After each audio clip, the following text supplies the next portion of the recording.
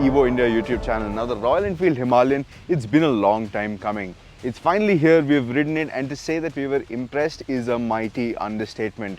But now we've ridden it in the real world, in our actual riding conditions, and now it's time to answer an important question.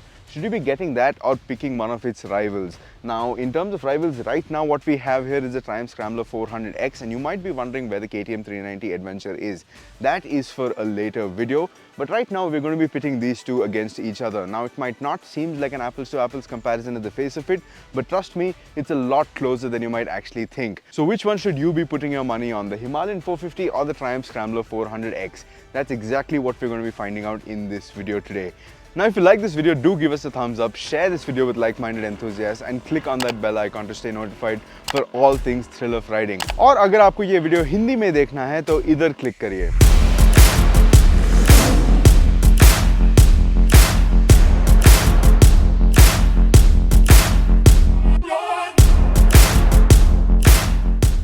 Now let's start with what's one of the most important factors when you're informing your buying decision. Now that's the design of the two bikes.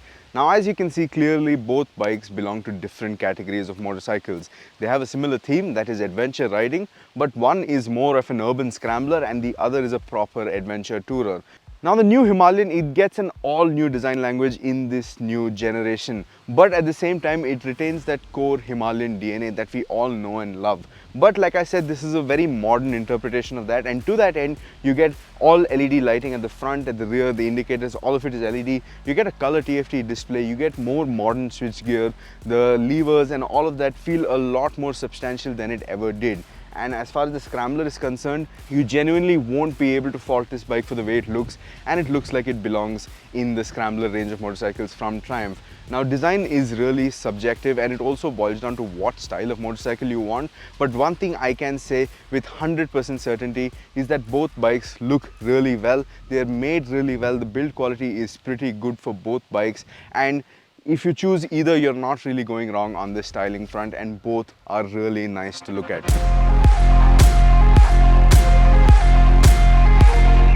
Now let's start with the performance of these bikes, because that is one place, again, these are similar but dissimilar at the same time. Now let's start with the Himalayan 450. Again, this gets an all new 452cc liquid cooled engine.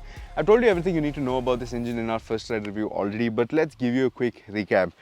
Short stroke, liquid cooled, DOHC 4 valves, so a properly modern engine, and in terms of performance this is really surprising. This is unlike the previous Himalayan, but at the same time, like I said, the overall theme of this Himalayan is all new, but it ties back to the old Himalayan in all the right ways. So this is a very easy engine to ride, it's very forgiving, but at the same time it is properly rapid. In the right hands, this can actually keep up with something like a KTM 390 Duke, and that is really saying something. Now the performance is a little more focused towards the mid-range and the top end of the rev band, and this doesn't feel as potent as it did as the previous Himalayan, but still there is enough grunt to get going. In terms of riding off-road, which is something this bike is really capable of and something you should be doing if you're getting the Himalayan, you will feel that it is a bit more demanding to ride. In the slower off-road stuff, you will be working the clutch a fair bit more, but when you get faster, when you get to faster trails, this thing really shines. And in terms of road performance, sitting at 110-120 kilometers per hour all day on the highway is something this is very capable of. One thing I want to address are the vibrations, which weren't as apparent when we were riding up in Manali, but when you're riding it here, you do feel them a bit more. The vibrations are there. The engineers have done a good job of isolating a lot of that with damping the foot pegs and the handlebar, but you still feel a fair bit of vibrations, especially once you cross 4,500 RPM. And they aren't the kind of vibrations that just go away in some cases where you rev out more and the vibrations drop. That doesn't happen here. The vibrations stay till the end of the rev range. But again, it is not really worrisome where you'd want to stop riding at that pace, but it's interesting to know that it is there.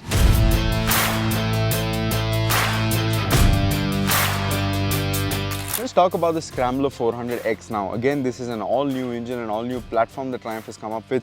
This is called the TR series of engine, and we first tried it in the Speed 400, and it is here as well in an identical state of tune. in the Scrambler 400X, but Triumph have changed the final drive a little, so you have a larger rear sprocket, and that actually does affect the riding ability quite a bit. This feels more snappier. While it does sacrifice a bit of the top end, it feels a lot more gruntier off the line than the Speed 400. Now, one thing to note is that the power figures for both bikes are pretty much identical. It's 39.5 bhp for both, but that has a slight advantage when it comes to outright torque, because that makes 40 Newton meters of it, while this makes 37.5 Newton meters of torque. But you have to also consider the weight of the two motorcycles. Now that weighs around 196 kilos with a full tank of gas, whereas this weighs 185 kilos, and physics is physics and you can't refute that. The Scrambler 400X in terms of outright speed and acceleration does feel a little faster than the Himalayan 450, but in terms of performance I would say the both of them are pretty comparable, and they're both going to put a big smile on your face when you're out on the road. Off-roadability, again, Triumph has done a really good job of making the power band pretty wide, so you're not really struggling to find power when you're riding off-road, and you have a fair bit of grunt even in the lower end of the rev range. Again, it's not tractor-like like the previous Himalayan was, but it surely isn't lacking either. In terms of gearboxes, both have a 6-speed gearbox, both have a slipper clutch, both are liquid cooled, both also create a fair amount of heat, but again, it's not like they aren't manageable in any way.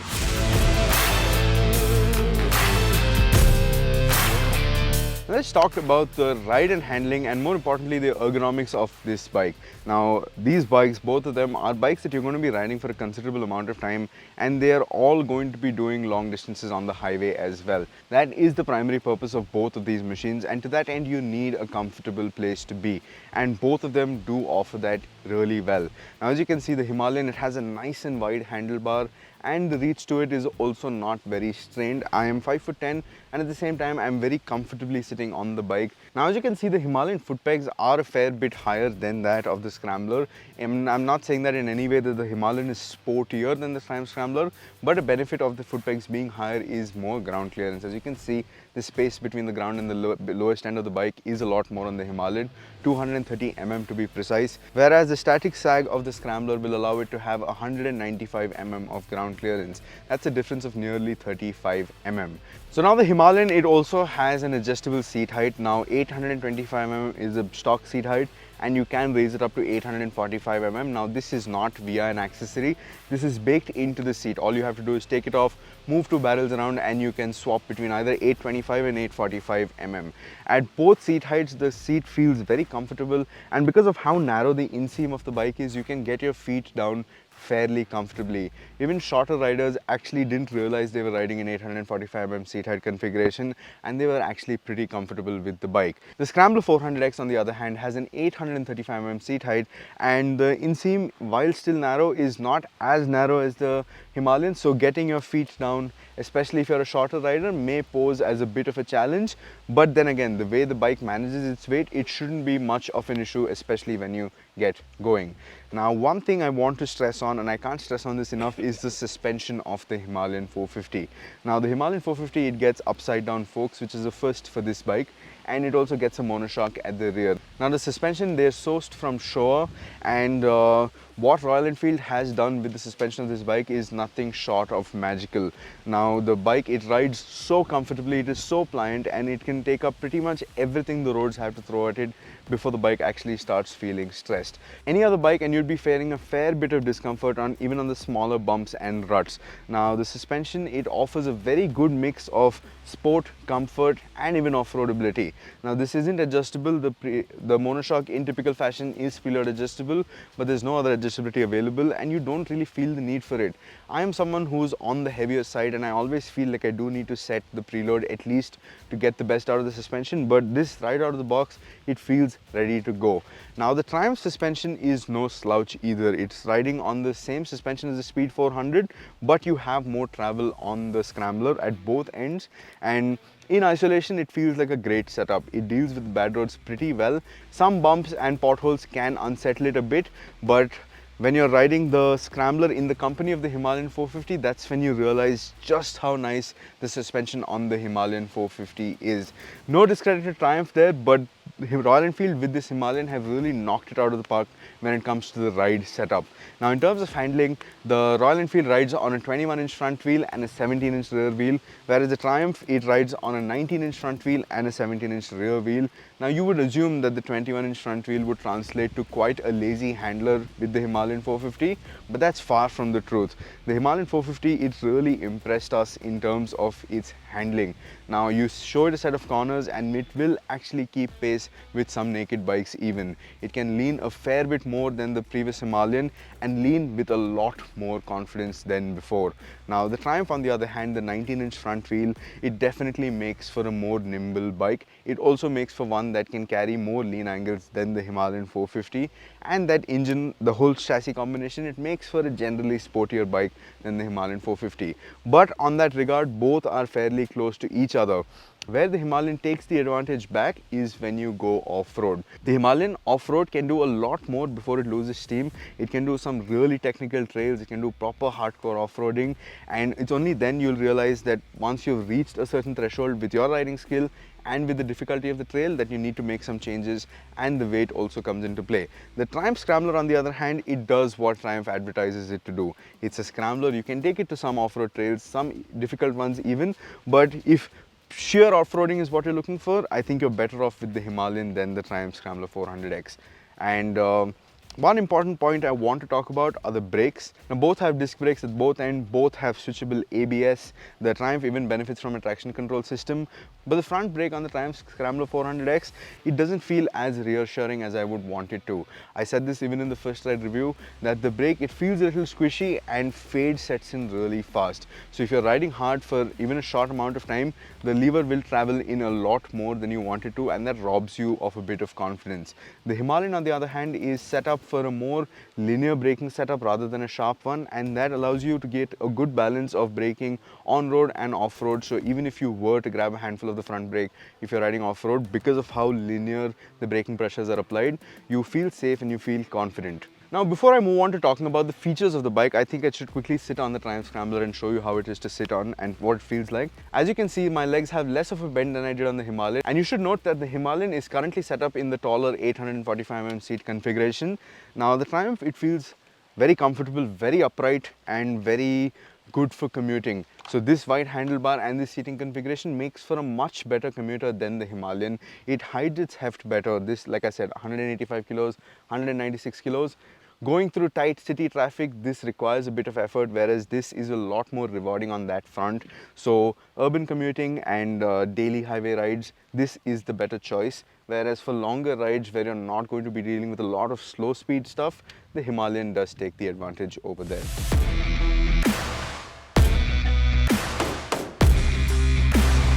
Let's talk about the features, and we'll start with the Triumph. Now Triumph has taken a very simple approach to the features of this bike. They felt that what is necessary to the rider is all that should be on the bike. Things like navigation, Bluetooth connectivity was at the back of their mind when they were designing this bike, and I can understand why. This wants to offer a simple riding experience, one that is not hampered by too much technology, and to that end they have done a good job. You get dual channel ABS, which is switchable at the rear for an off-road riding mode. You get traction control, which can be disengaged again in that off-road mode.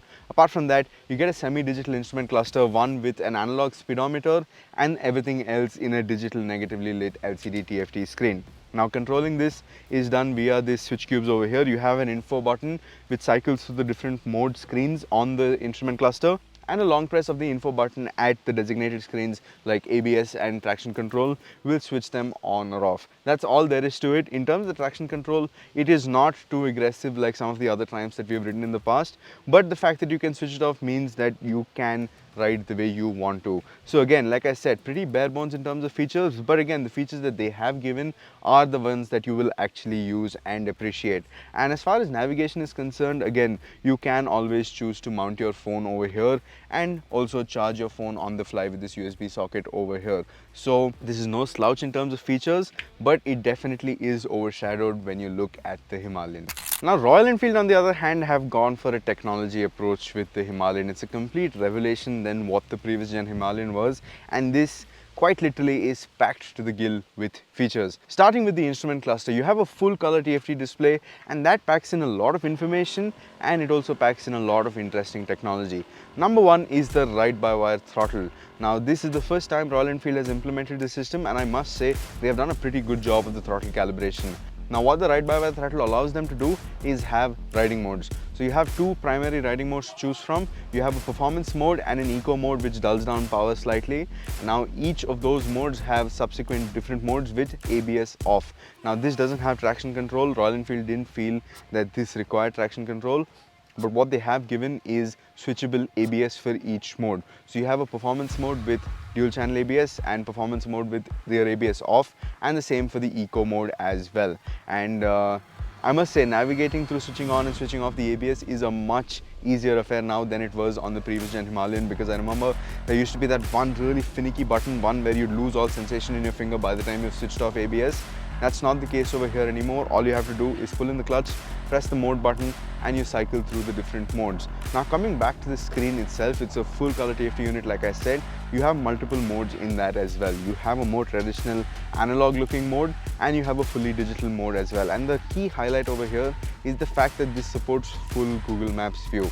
Now from the Royal Enfield app, if you have it set up, you can essentially mirror your phone screen on your instrument cluster and get a full Google Map view, and that works exceptionally well. The only downside of that is that your phone screen has to stay on, and phone screen staying on the whole time combined with navigation running the whole time means that your battery is going to deplete very soon.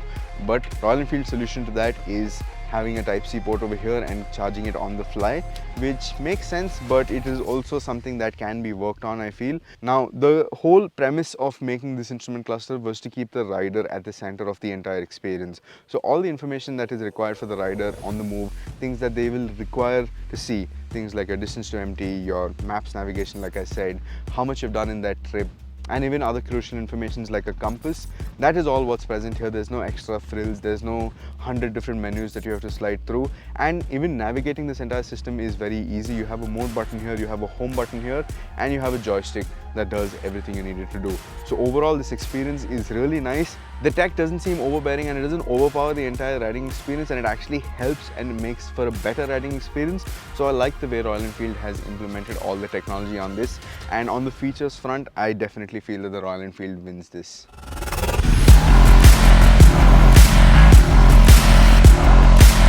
So now with all that out of the way, it's finally time to answer the question that I had posed in the start of this video. Which one should you be getting? The Royal Enfield Himalayan 450 or the Triumph Scrambler 400X? Well, the answer is not as simple as this or this, because each have a very different use case despite being a very similar kind of motorcycle. Now both are good at commuting, both are good at going off-road, both are good for the long haul as well, but each one is slightly better at the other at certain things that I have answered throughout the course of this video. So to sum it up, if you're looking for something that is more of an urban commuter, something that you can take on the occasional long haul, and also a bit of light off-roading, especially something that will be good at dealing with our poor road networks, then the Scrambler 400X should fit your bill a little better. But if you want something that can go the long haul despite the condition of the roads, something that you can do a lot of touring on, even the occasional commuting, and also enjoy that fun, engaging weekend ride, I think the Himalayan 450 will suit your needs a lot better. And then if you talk about prices, that costs rupees 2.63 lakh ex showroom. This starts at rupees 2.69 lakh ex showroom. As it stands here, this particular variant is rupees 2.84 lakh ex showroom. But that's just the colors in terms of the variant. So if you're fine with the aesthetic of the 2.69 lakh Himalayan, you have that for just 7,000 rupees more than this. And you also have to keep in mind that this does get a lot more by way of features, and it also gets that extra torque. So at the end of the day, has this video helped you in making your decision purchase, and which one will you go for? Do let me know in the comment section down below. And thanks for watching.